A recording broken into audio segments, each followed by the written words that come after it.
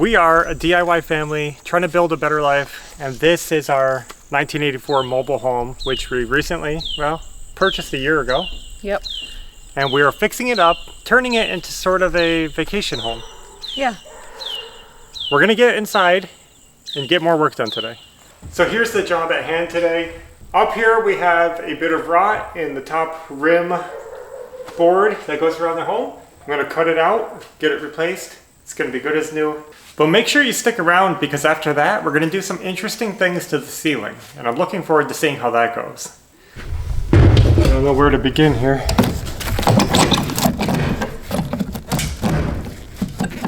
I'm just gonna cut it.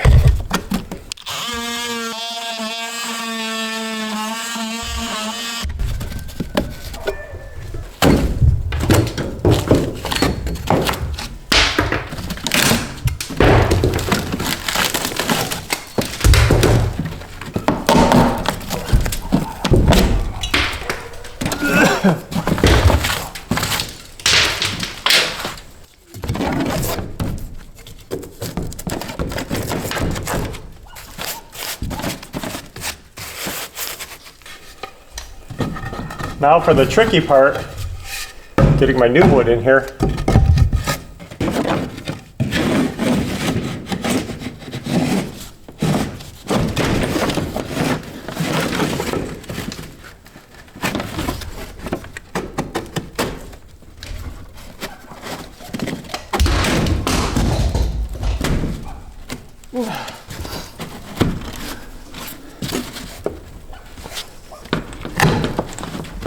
Go.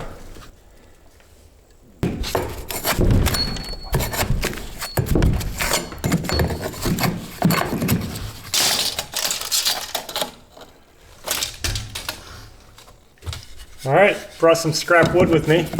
We're gonna use this to overlay, and then I'm gonna screw through it, and that's gonna join it all together, make it strong.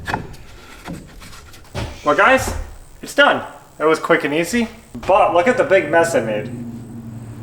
Every job we do makes such a mess. After inspecting all the ceiling trusses, we found another weak spot right here. The truss isn't rotten, but look at it, there's a giant knot in it. And right where the knot is, it's cracked. That's a weak spot, it wiggles. See the crack right there?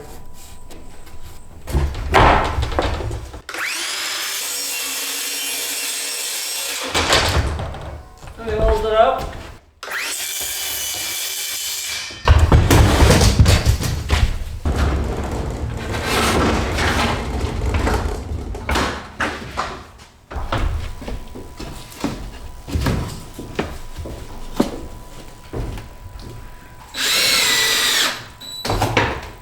Okay, so I just want it not falling. Let me check it. This should be turned ideally. It's not super sagging, it is a little bit sagging.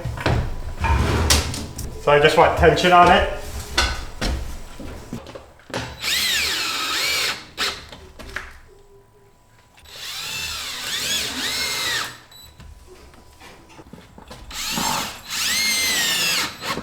That's good. Now that's solid.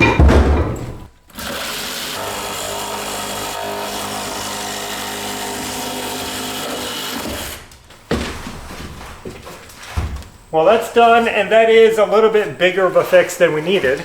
But we had the extra plywood, and now we know that that knot is solid, and it's not going to break. I get it, not. I'm just wondering if I should do something. I was thinking about putting it flat against this. This truss has two big knots in it, right here and right there. And I'm just wondering if I should do something. Ah, preventative. Yeah.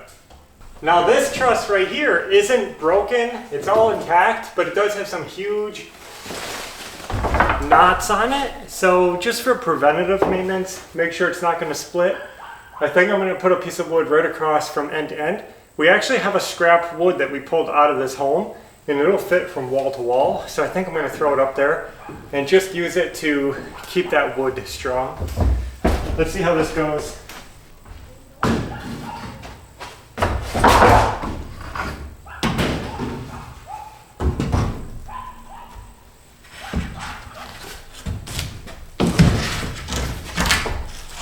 I should be able to get it in.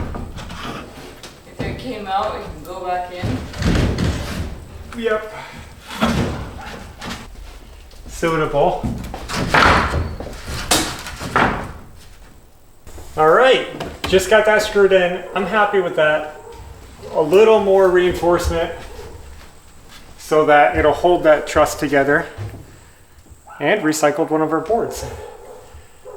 All right, now let's move on to the special roof work.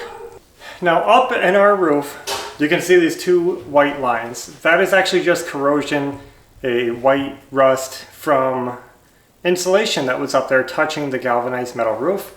Because this is a sealed attic, it's an unvented attic space basically.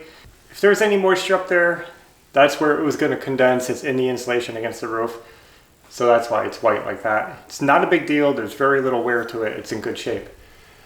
Now we pulled out the insulation because it was worn out, falling apart, and very flat. It was just dead. 40 years of the roof banging around on it. So it was no good. I wanted to get rid of it.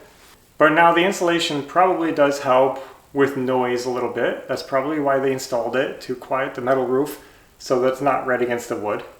And I did want to replace it with something, and especially because I'm going to be reinstalling insulation back in this roof. It's going to be fully insulated with more insulation than ever. And the insulation will be touching the roof, and I don't like that because just like this insulation caused a little bit of corrosion on the roof, if I push my insulation on the roof, it could cause condensation right there. Ideally, we don't have that problem, but what I decided to do was install a rain screen membrane. This is totally unconventional. I'm not sure if it's gonna work the way I want, but I'm gonna give it a shot. So what this is a rain screen. And it's typically used on the side of your house under your siding. So this meshy side goes against your house wrap, and this side faces out.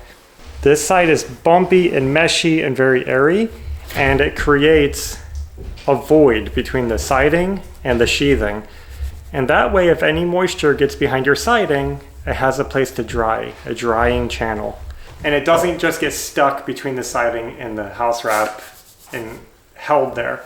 So I thought to myself, if I put this rain screen up against the roof, and then I put my insulation down under it, not only does it not take up a lot of space, but it does give me a little bit of airspace between the insulation and the metal so that it can breathe, it can dry, it won't hold moisture. It might help keep my insulation a little drier.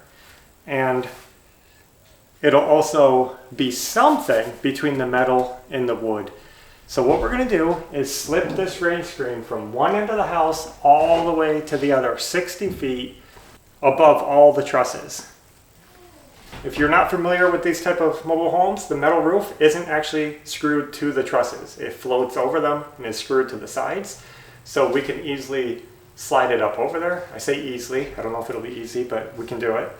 I think this is gonna solve all of our issues with noise, with condensation, and with keeping the insulation from pushing right up against the metal. Now, not to get into the science of it, but there are mixed opinions on whether or not the insulation should touch the metal. Some people say it should be against the metal, so there is no airspace for condensation to occur. Some people think it shouldn't be touching the metal. I'm one of the people who thinks it shouldn't. So let's start installing this. No. Look at, I'm holding it. Wow. Am I scaring it? Yeah. She's so cute.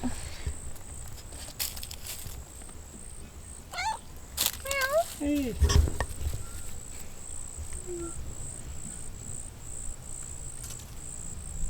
We'll name her Calla. I don't think you can name a neighbor's cat. Why not? You know, Calla for calico. You like that? Yeah.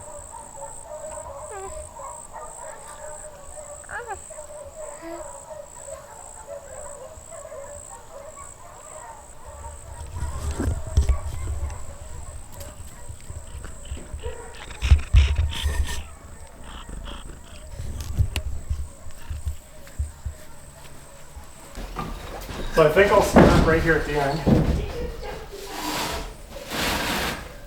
Look at this nastiness. Uh-oh, it's in the house. Wow. You ever think there'd be a cat in here? No. It'd be a workout.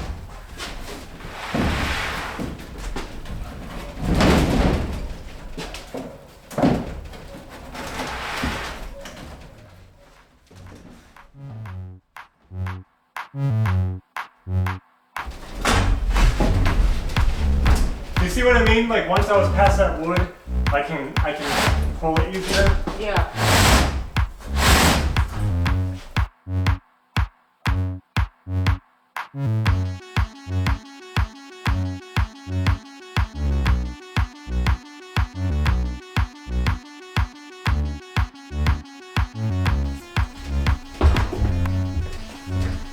Oh good, you got it up a layer.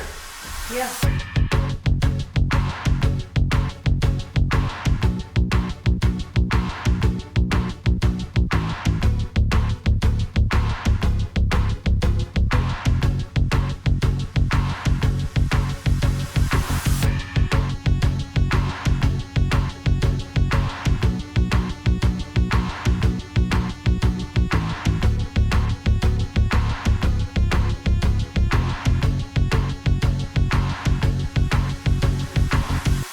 We've made it halfway. This right here, that truss is exactly in the middle of the home. So halfway done, it's going good.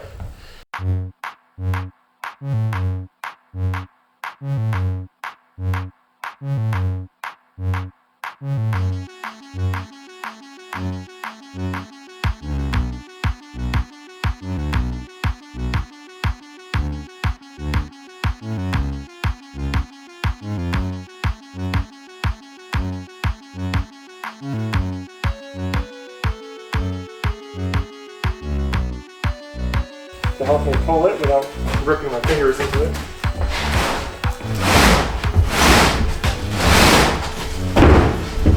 Whoa.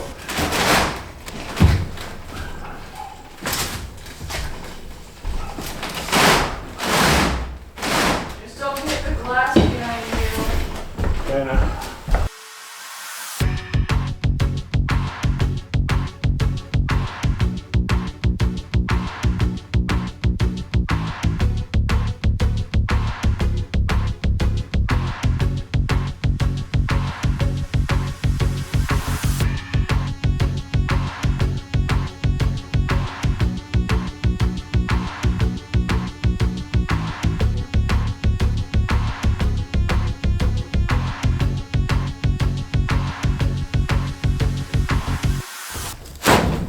that is enough.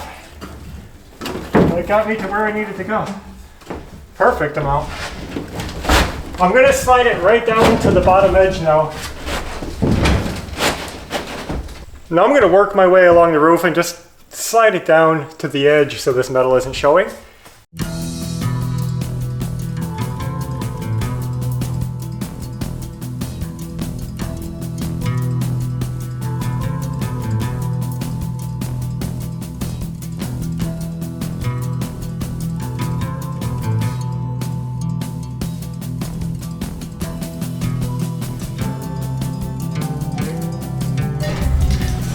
Look at this cat.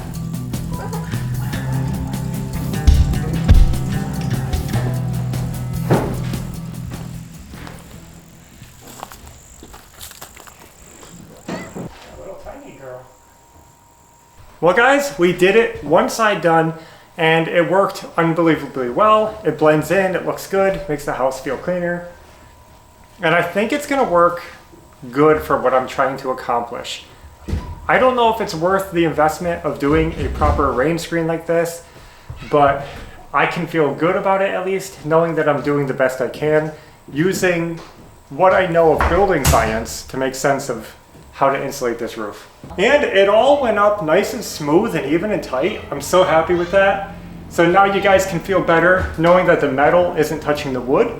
Now this home is 60 feet long, about. And these rolls happen to be 61.5 feet long. So it's the perfect length to go from one end to the other. It was a little tricky pulling it. It was a little hard, but we got it. Now we have to do this side. All right, so we're gonna try a new method this time just for fun. We're gonna unroll the entire roll, and then we're gonna work from the center of the house outward.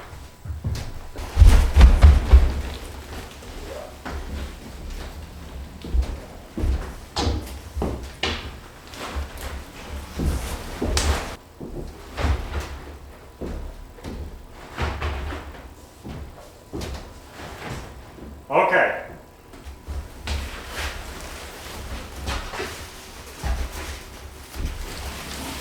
So now, I'll just pull this back to here.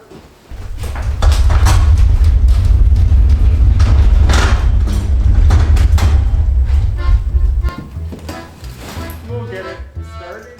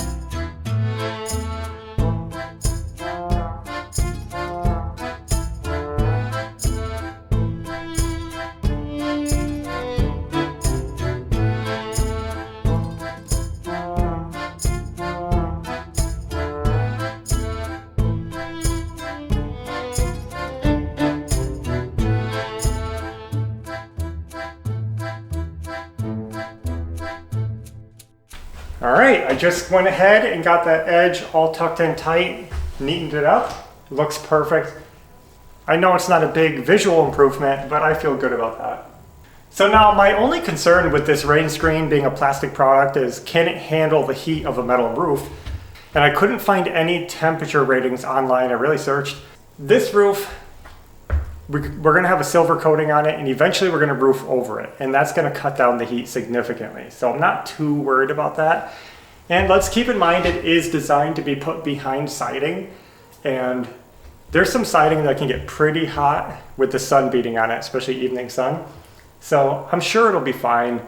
And it's a very tough product. I was so impressed with how I was really just putting so much force into it, pulling it, and it didn't rip, it just stayed intact and looks perfect and new. Didn't stretch. Another thing about putting this up here is if we decide on our roof over to just do a basic roof over on the structure, so we strap it with some wood purlins across the top of the roof and then just put a new metal roof over the top of that, I can easily put wood over that, screw it down, and it won't affect anything. It'll handle it. I mean, it's made to be nailed through and hold siding. So, and already today, I don't feel like we've spent a lot of time, but we've gotten a lot done. Yeah. It's been a huge progress day.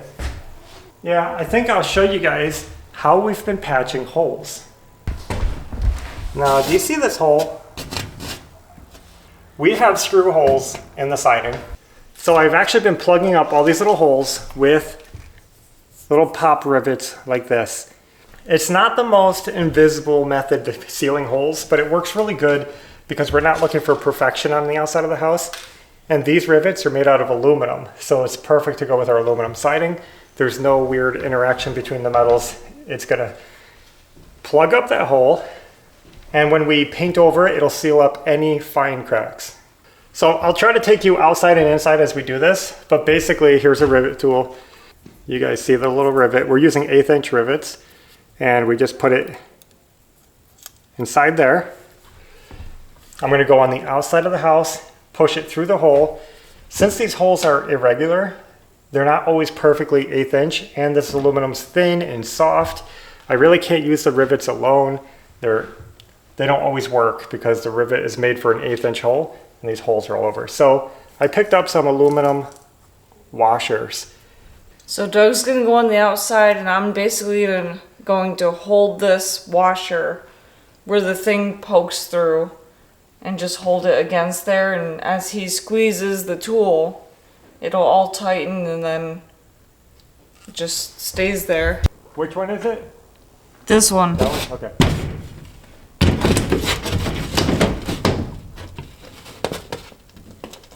Okay.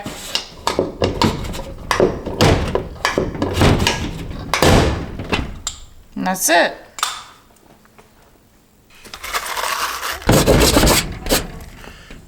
So there's our hole.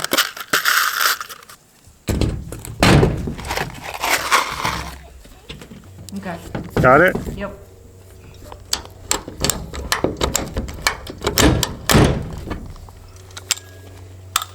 That's all there is to it. That'll blend away when we paint.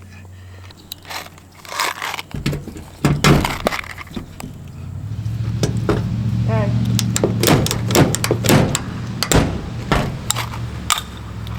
And it might look like there's a hole in the middle of it, but it's actually sealed up in there. Just the nature of how it works. I'm really happy with how this has been working. We did like a ton of holes like this the other day. The rivets, super easy to find, but these washers,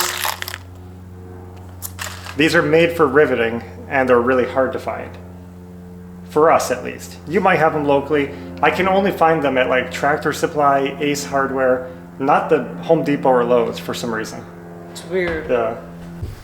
Okay, guys, before we leave, I'm gonna start one last job. Don't know if I'm gonna finish it today, and I might even regret this. I don't even know if I want to show this. But in the plan, in the blueprint of this house, this truss has to be moved. You can see our trusses are on 2-foot centers. Well, this one is kind of in the middle. This was an extra one, so that's not really support. We have 2, 2, and then 2 is way over here. This one's extra for the old layout. I want it to go this way a little bit. I want this low part of the house to be a little bit longer, and I think it'll just make it easier if I shift that over. So I'm gonna start working on breaking it free. It's all stapled in at the ends and up here at the top in the middle. So I'm just gonna work on cutting staples and hopefully getting it so I can move it around.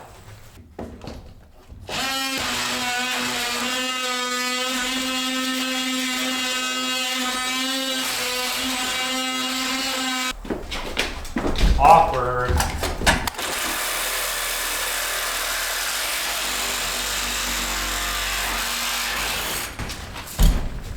Okay, that's free.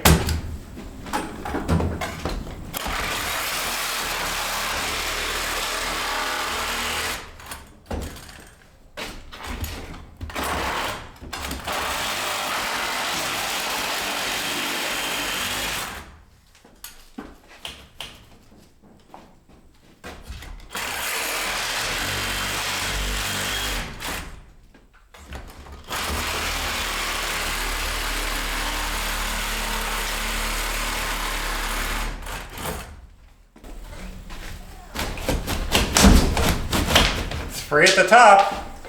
So far it's easy. Let's see if I could do this one.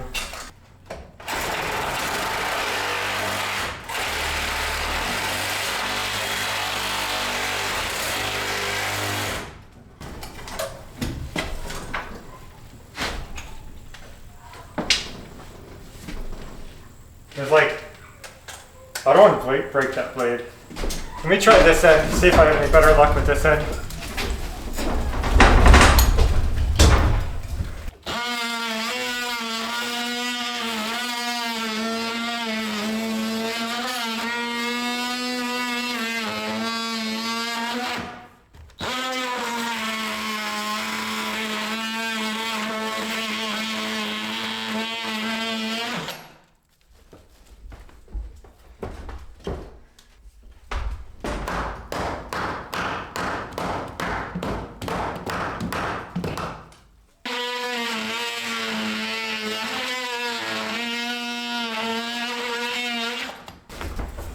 It feels loose. I think I got this end.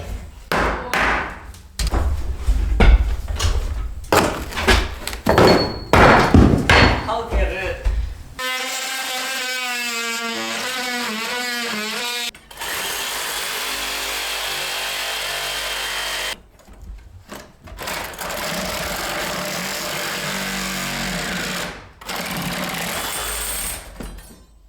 There goes my good blade. Did that break? Yeah.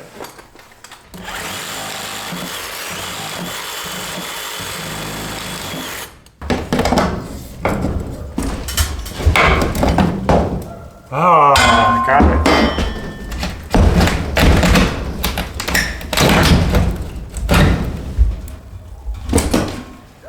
That was hard. All that for a loaf of bread? Ay, ay. Well, that was tiring, more so than I expected. But this truss is free. It's just sitting up there. Later on, next time, I'll get it lined up. I gotta do some measurements, get it exactly where it needs to be, and get it reattached. Even though these trusses look flimsy and the mobile home looks weak,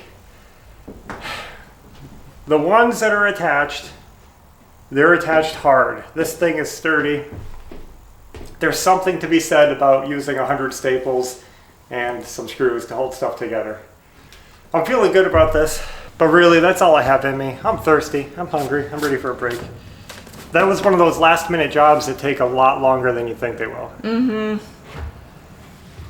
But every job that we do gets us one step closer, so now we're further ahead for next time. So takes time today, saves time tomorrow. Yep.